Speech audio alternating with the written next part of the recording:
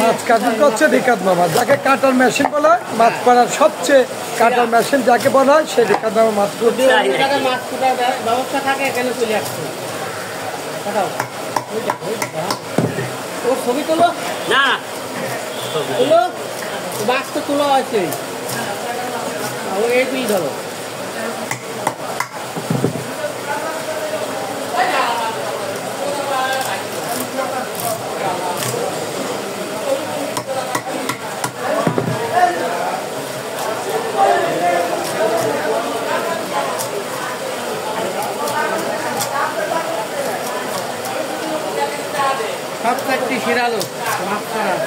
যাকে কাঠের মেশিন বলা হয়, কাটার উস্তাদ রিকাত মামা, যাকে কাটার মেশিন বলা হয়।